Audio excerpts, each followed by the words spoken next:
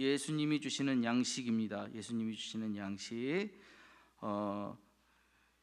복음서에는 네 가지가 있습니다. 여러분들 잘 아시다시피 마태, 마가, 누가, 이걸 뭐라고 부르죠? 공간복음. 여기에 요한까지 들어가야 사복음서라고 부르는 거예요. 우리가 사복음서라고 부르는 이유는 사복음서, 그 복음서 안에 어떠한 내용이 들어가 있기 때문에 그렇습니다. 그래서 어떤 내용이 들어가 있냐? 거기에는 예수님의 이야기가 들어가 있어요. 그런데 공간복음을 하고 복음서하고 나누는 이유는 뭐냐면 예수님을 바라보는 시각이 좀 달라요. 그래서 어떠한 예수님을 바라보느냐, 예수님을 어떻게 바라보느냐에 따라서 그것들이, 내용들이 살짝 앞으로 가기도 하고 뒤로 바뀌기도 하고 이렇게 차이가 좀 있습니다.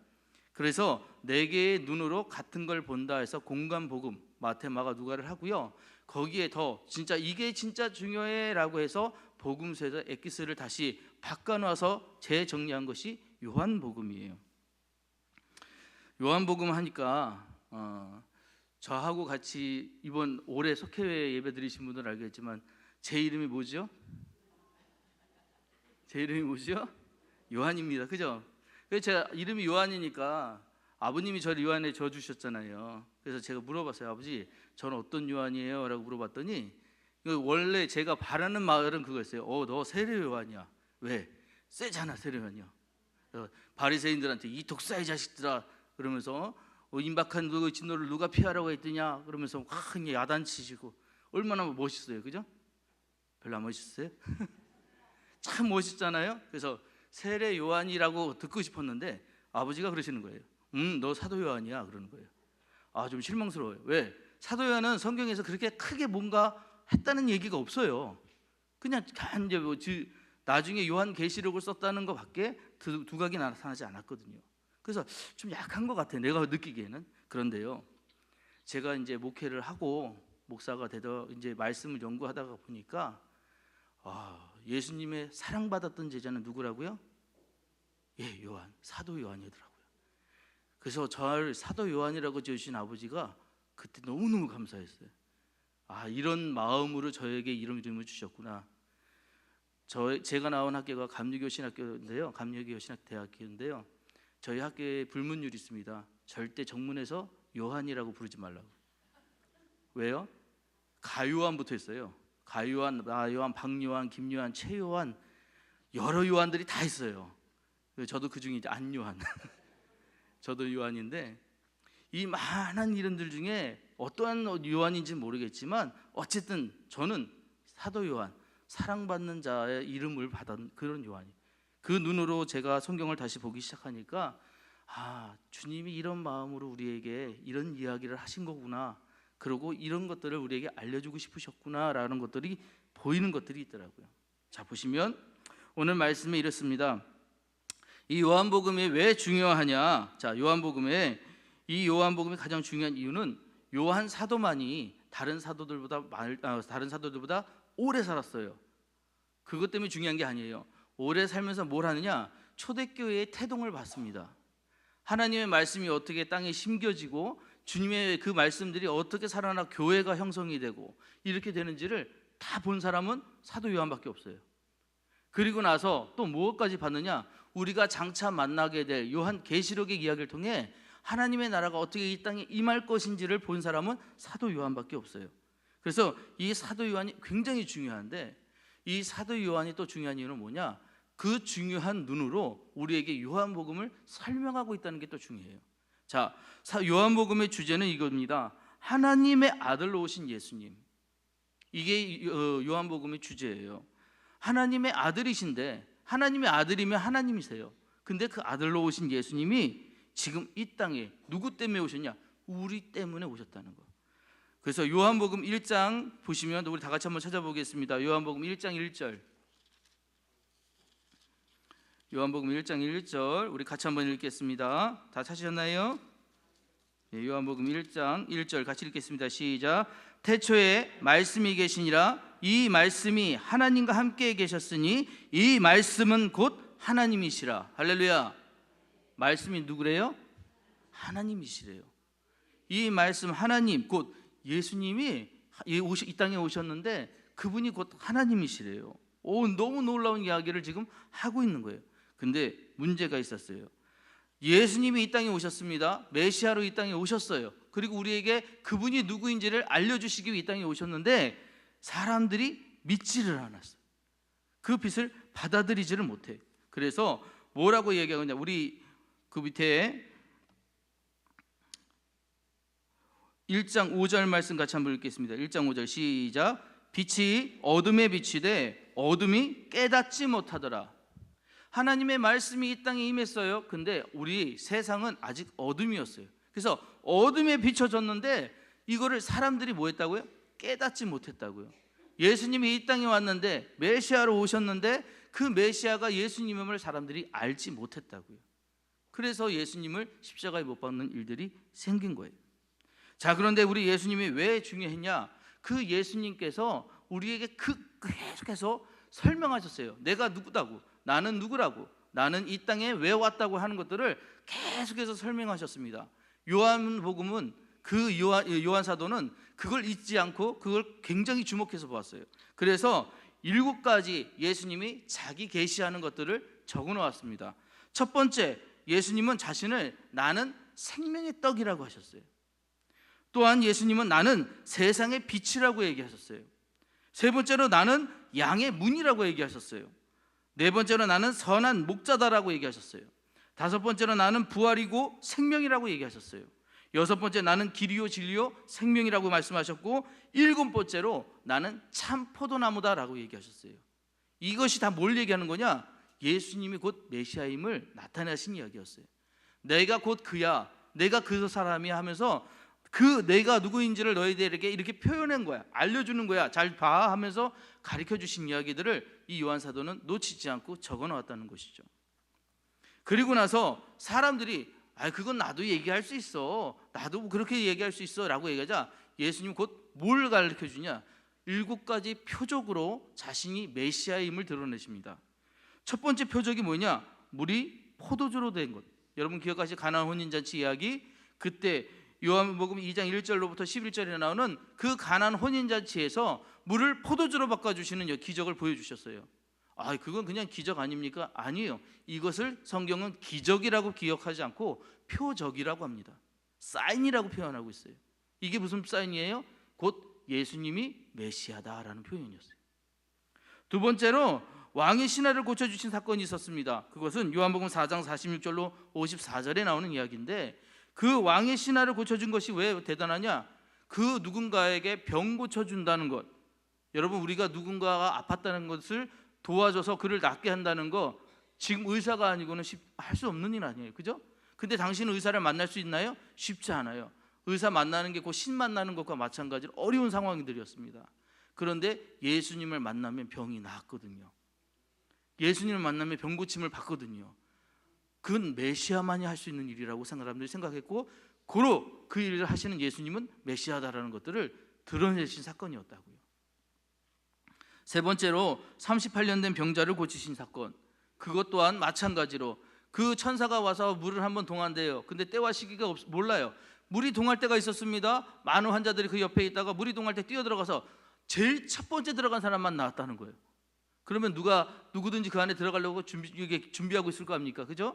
근데 이 사람이 38년 동안 거기 있었지만 못 들어간 거예요. 그런 일이 있어도 못 들어가는 거예요. 그런데 그렇게 병 고침 받지 못하던 환자가 예수님 만나자 바로 그 자리를 들고 일어나 걸을 정도로 회복이 되었다는 것. 여러분, 이게 메시아를 만나지 않고는 할 수 없는 일이었다는 것이에요.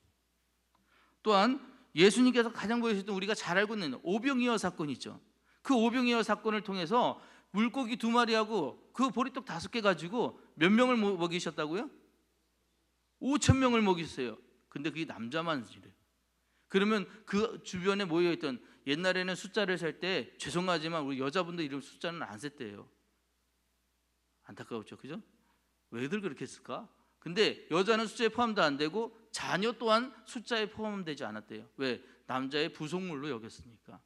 죄송합니다. 옛날에 그랬다는 거예요. 지금은 절대 아니에요. 지금은 여자분들이 더 세지요? 예, 지금은 안 그렇잖아요. 근데 예전엔 그랬대요. 그래서 이 남자만 먹인 숫자가 5,000명이라는 거예요. 근데 여러분 보세요. 그 조그만 도시락 하나, 한 사람이, 한 어린아이가 먹을 수 있는 도시락 하나로 5천 명을 먹일 수 있다. 그거는 누구만이 할 수 있다? 하나님만이 할 수 있다. 고로 이것은 누구의 역사다? 메시아의 역사다.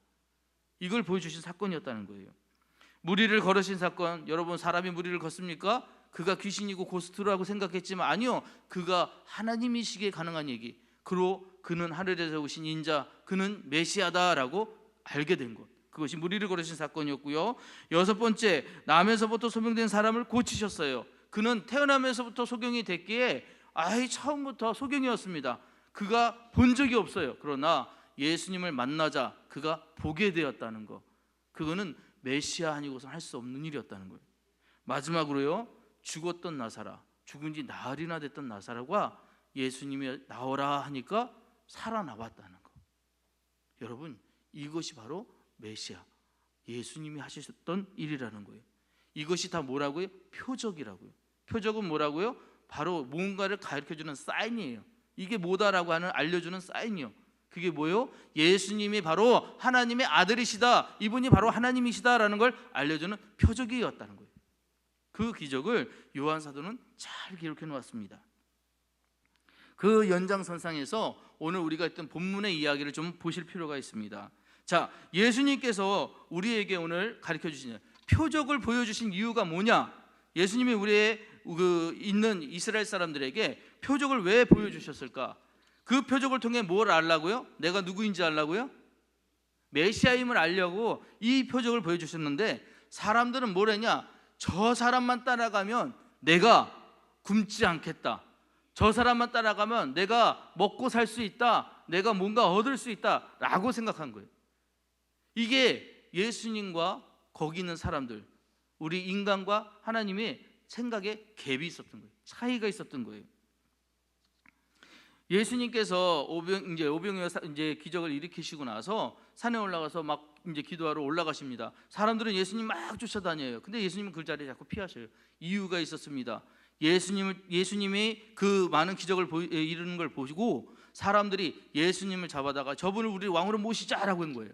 근데 그 이유가 뭔가? 정말 예수님을 높여서 칭송하고 찬양해서? 그게 아니었던 것이죠. 그들의 마음속에 원했던 거는 예수님을 우리의 왕으로 하면 우리는 이익을 볼 수 있다, 우리는 굶어 죽지 않을 수 있어, 이 로마의 압제 속에서도 우리에게 또 다른 새로운 나라가 생길 수 있어라는 그런 마음을 가졌기에 예수님을 왕으로 추대하려고 했던 것이죠. 예수님은 그 마음을 아셨어요. 오늘 그래서 여러분 갖고 계시는 공간책 본문을 보시면 그 이야기를 좀 풀어놓았습니다. 보십시오. 예수님이 디베라의 갈릴리 호수 건너편에 가셨을 때 많은 무리가 모여들었습니다. 예수님은 굶주린 그들을 보시고 한 소년이 가져온 보리떡 5개와 물고기 2마리로 5천 명을 먹이셨습니다. 기적을 체험한 무리는 예수님을 또다시 찾아왔고, 이제 기적을 맛보고 나서 우리 저 예수님을 찾으면, 예수님께 가면은 이런 일이 벌어지겠구나라고 했다는 것이죠. 예수님은 그들에게 영생을 주는 양식에 대해 말씀하셨습니다. 그래서 너희들이 이렇게 하는 것은 내가 원하는 것이 아니야라고 한 것을 표현한 것이 26절 말씀이에요. 왜? 이 사람들이 예수님을 찾은 이유가 뭐라고요?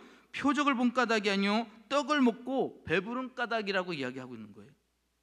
그래서 이 사람들에게 이게 너희들이 원해서 너희들이 찾아야 되는 것이 이것이 아니야라고 가르쳐 주시는 겁니다. 그것이 뭐냐? 자, 첫 번째, 예수님이 주시는 양식은 무엇입니까? 여기를 보시면 첫째, 육체의 필요를 채우는 양식입니다, 이렇게 되어 있어요. 예수님께서 채워주시는 것, 우리 주님은요 정말 놀라운 게 뭐냐면 찔끔찔끔 주시지 않아요. 저 아닌데요 목사님 이런 표정 드신데, 우리 하나님은 나한테 한 번도 넉넉하게 주시지 않는데요? 아니요, 그것이 족한 것을 여러분 아셔야 돼요. 여러분 만나 사건 아시죠? 출애굽한 이스라엘 백성들에게 하나님이 만나를 주셔서 먹이셨잖아요. 근데 꼭 한 사람이 한 오멜씩, 더 이상도 더도 덜도 못 가, 딱 그 정도만 걷게 하셨습니다. 그 이유가 뭘까? 그것이 양이 너무 적은 거, 저 같은 사람은 좀 많이 먹어야 될 것 같지 않아요? 저는 한 2오멜씩 먹어야 되지 않을까요? 아니에요. 모든 사람이 한 오멜씩 먹게끔. 이유가 뭘까요? 그것이 그 사람에게 족한 거예요. 내게 주어진 것이 감사로 시작하면 나머지 것들을 더 부어주시는 게 우리 하나님이세요. 근데 주어진 것도 부족하다 생각하면 늘 원망하는 게 인간이거든요. 주님은 그걸 아시기에 만족을 배워라라고 해서 꼭 그렇게 명령하신 거예요. 그래서 매일 아침 주시잖아요. 매일 양식, 매일의 만나를 주시잖아요. 그렇게 하신 이유가 뭐냐? 우리에게 주어진 것보다 족한 것을 알고 그것으로 감사할 줄 아는 우리가 되라고 그렇게 주시는 거예요. 그래서 우리 주님이 주시는 것이 우리에게 만족하면 여러분, 주님이 주실 때 이것이 내게 주신 최선이구나, 내게 주시는 충만이구나 라고 하실 때 더 부어주신다고요. 그때 더 부어주신다고요. 여러분, 충만 제가 말씀드린 적 있죠? 기억나십니까? 충만은요, 잔에 물을 부으면 가득 차는 정도가 아니고요, 그것이 차고 넘쳤는데 계속 부어지는 게 충만이라고요.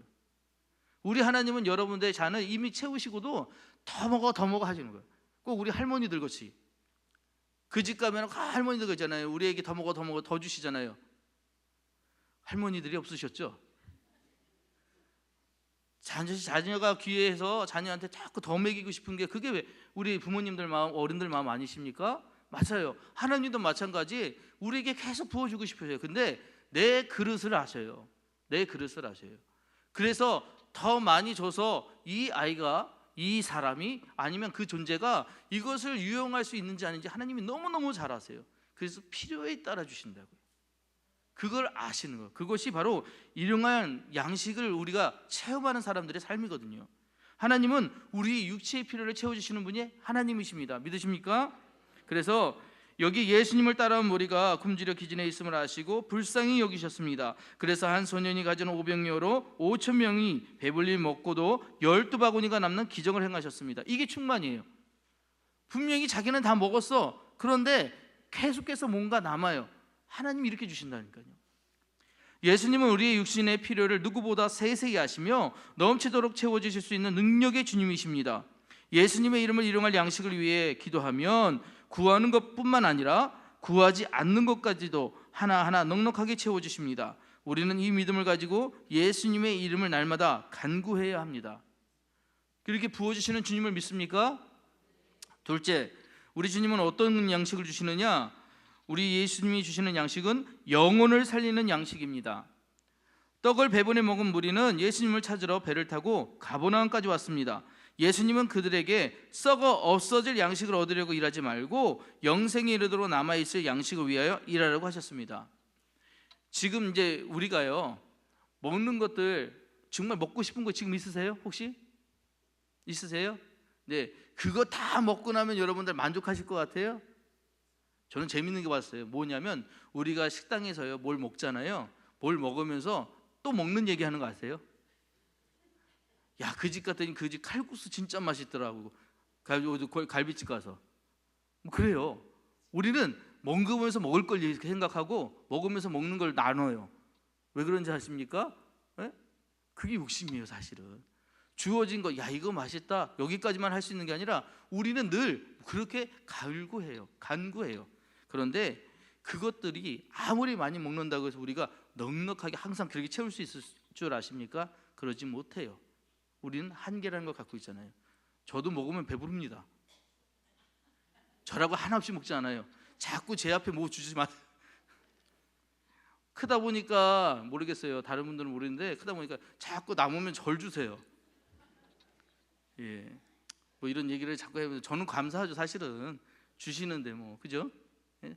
아유, 목사님이 잘 먹을 때 좋아요. 그러면 주시는데 그럴 때는 제가 어떻게 그래요? 아유, 저는 괜찮습니다. 이렇게 어떻게 얘기합니까? 아, 그러세요? 그리고 저 먹지요.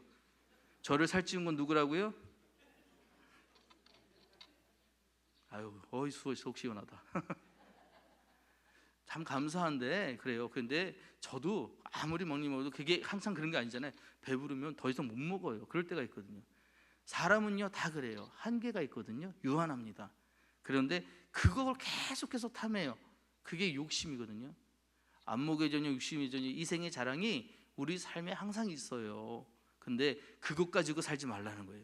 오늘 주님 뭐라고 하시냐? 썩어질 양식을 얻으려고 일하지 말고 영생에 이르도록 남아있을 양식을 일하래요. 자, 영생에 이르는 양식은 무엇인가요? 하늘에 쌓는 것들. 하나님이 주시는 양식을 우리가 늘 간구해야 돼요. 말씀의 양식도 있고요, 기도의 양식도 있잖아요. 오늘 하루 내가 채워야 될 믿음의 분량도 있고요, 그죠? 그런 것들을 간구하고 그런 것들을 갈구하는 그런 마음들이 우리에게 있어야 한다는 것이에요. 묵상의 단어를 제가 설명드린 적 있죠. 여러분, 오늘 하루 주님의 말씀을 들었다면 안 뺏기려고 노력해 보셔야 돼요. 들었었는데 언젠가 알았었는데 그러지 마시고, 내가 오늘 정말 저 말씀 줘봐요. 구하라, 찾으라, 두드리라. 너무 간단한 말씀이지만 내가 그 말씀 들었어. 그럼 이거 잊어버리지 말아야지. 구해야지. 그러면 주실 것이야. 찾아야지. 그러면 내가 찾게 될 것이야. 두드리라. 그러면 그 문이 열린다고 하셨으니 내가 그렇게 살아야지. 예, 그거 붙잡고 사는 거예요. 그게 우리예요. 예, 이거 이렇게 사는 것이 육에 썩어질 것 양식으로 사는 것이 아니라 하늘에 있는 하나님의 것, 위에 있는 것을 찾는 사람들임을 기억하시기를 부탁을 드립니다. 그래서 예수님이 나는 생명의 떡이니 내게 오는 자는 결코 줄이지 아니할 터이요 나를 믿는 자는 영원히 목마르지 아니하리라. 너무나 귀한 말씀. 주님 앞에 나가면 그 영적인 물건, 영적인 양식만 채워주시는 것이 아니에요. 육적인 것도 채워주신다라고 약속하신 말씀입니다. 먼저 되어야 될 것이 있는 거예요. 그 먼저 될 것을 채우시는 여러분 되시길 주 이름으로 축복합니다. 셋째, 자, 예수님이 주시는 양식은 무엇이냐? 셋째는 영생하게 하는 양식입니다. 육신의 양식을 위해 예수님을 찾는 무리처럼 우리나라 선교 초기에도 먹을 것을 얻으려고 교회에 나오는 이들이 있었습니다. 그들은 예배와 설교는 뒷전이고 오직 교회에서 나눠주는 물건에만 관심이 있었습니다. 선교사들은 이들을 쌀교인, 라이스 크리스찬이라고 불렀습니다. 자연히 자기의 요구가 채워지지 않으면 교회를 떠나는 사람들도 생겼습니다. 그러나 예배당에 드나들면서 믿음의 씨앗이 심겨져 참 교인으로 변화되는 일들도 있었습니다.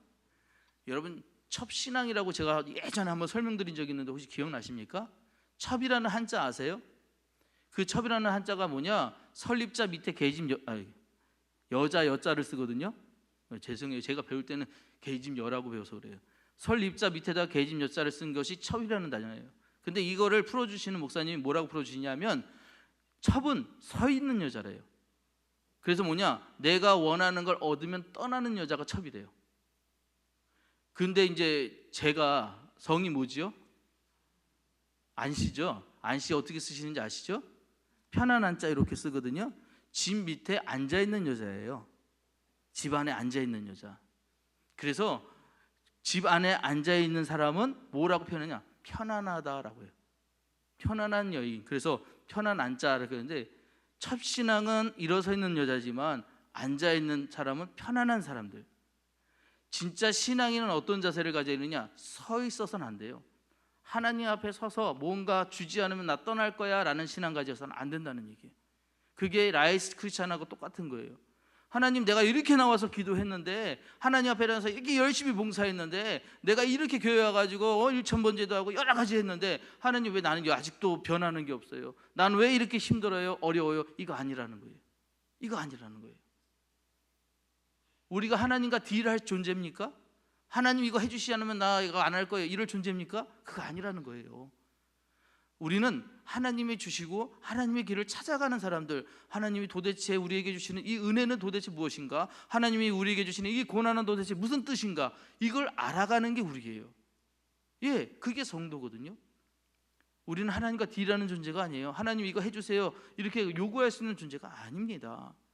그럼에도 불구하고 하나님은 뭐라고 하냐? 너는 내게 부르짖으라, 내가 내게 응답하겠고 크고 놀라운 비밀을 내게 보이리라. 이게 우리 하나님이세요.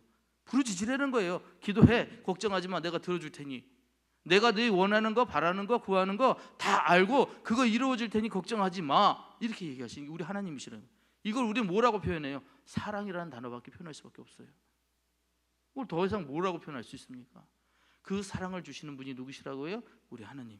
그분 앞에 나오는 게 우리의 운명이고 우리 숙명이고 우리가 해야 되는 우리의 열정이고, 그렇게 아셔야 되는 거예요. 할렐루야. 우리는 절대로 라이스 크리스찬이 돼서는 안 돼요. 주님 이거 주세요, 그러면 할게요, 그러면 안 돼요. 주님 이거는 무슨 뜻인가요? 자 보세요, 우리 그렇잖아요. 예수님 믿는데 어려움 안 당하시는 분 계십니까? 여기에 진짜 어려움 없고 난 정말 너무 행복해, 맨날 행복해, 이런 분 계세요? 안 계시잖아요. 그죠? 없어요. 목사인 저도 어려움 당합니다. 근데요, 그 어려움이 나를 하여금 하나님이 주시는 시험, 테스트다면 우리 감사한 거예요. 그거 통과하고 나면 하나님이 상 주시는데, 그렇잖아요? 그 시험 이겨내면 하나님이 더 큰 거 주시는데 뭐 걱정해요? 가면 되지. 이겨내면 되지. 할렐루야. 절대로 첩신앙으로 사셔서는 안 돼요. 하나님과 딜하지 마세요. 하나님과 딜하는 게 아니라 하나님 주신 모든 것에 감사할 줄 아는 여러분 되시길 주 이름으로 축복합니다. 자, 그 밑에 그래서 우리도 썩어 없어져 버릴 것이 아니라 영원에 이르도록 남아있을 것을 구하는 성도가 되어야 됩니다. 이렇게 되어 있어요. 우리가 썩어 없어져 버릴 것은 뭐냐? 단기간 진짜 지금만 좋은 거, 눈에 보기 지금만 좋은 거, 간제 지나가 버릴 거, 그런 거 구하지 마시고 영원한 거, 우리가 남겨도 그 후대도 다 알 수 있는 거, 믿음을 남겨주세요. 여러분의 신앙을 남겨주세요.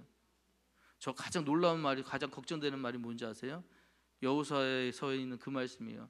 우리의 세대가 다른 세대가 될까 봐, 우리 다음 세대가 다른 세대가 될까 봐. 우리 여기 공주중앙교회 얼마나 감사합니까?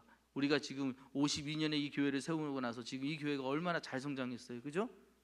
얼마나 교회가 잘 성장했습니까? 그때 여러분들이 이 교회 세우실 때 1세대 분들, 지금 여기 계신 분도 또 경험, 어렸을 때 다 아시는 분들이겠지만 이 교회 세우기 여러분 얼마나 열정 가지시고 뜨거우셨어요. 그죠? 그렇게 세워가서 벽돌 하나하나 쌓은 교회 아닙니까? 그죠?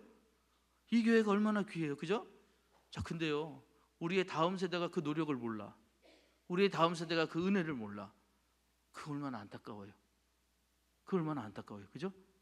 우리 그래서 그 다음 세대, 우리 다음 세대가 다른 세대가 되지 않기 위해서 늘 기도하셔야 돼요.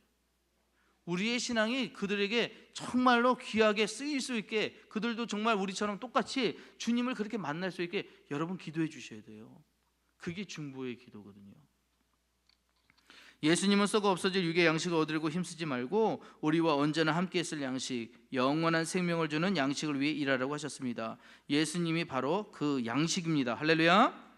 예수님은 나의 구주로 믿고 고백하면 그분을 위해 사는 사람에게 영원한 생명이 약속되어 있습니다. 골로새서 3장 2절 말씀인데 제가 읽어드릴게요. 잘 기억하세요. 위의 것을 생각하고 땅의 것을 생각하지 말라. 바알 사도가 우리에게 주었던 말입니다. 뭘 생각하라고요? 위의 것이요. 하나님 뭘 좋아하실까? 하나님은 뭘 원하실까? 하나님은 지금 이 삶 통해서 어떤 것을 우리에게 요구하실까? 이걸 생각하는 여러분 되시길 주 이름으로 축복합니다. 묵상 질문 갑니다. 1번 같이 한번 읽겠습니다. 시작. 주님께 기도함으로 채워주시는 은혜를 경험한 적 있습니까? 여러분이도 이렇게 기도함으로 이런 은혜를 경험한 적 있으십니까? 오늘 아멘이 약하지만 내일은 아멘이 더 커지길 바랍니다. 아멘의 조건들이 계속해서 아멘 이것들이 다 늘어났으면 좋겠어요. 2번 같이 읽겠습니다. 영혼의 양식인 주님의 말씀으로 위로받은 경험에는 어떤 것이 있습니까? 다 개인 경험이 있으시죠? 3번 자 같이 읽겠습니다. 시작. 어떤 경험을 통해 구원의 확신을 얻었습니까? 이런 경험들을 통해서 여러분들이 얻었던 것들은 절대 사장한 거나 잃어버리지 않는 여러분 되시길 주 이름으로 축복합니다. 자, 이 시간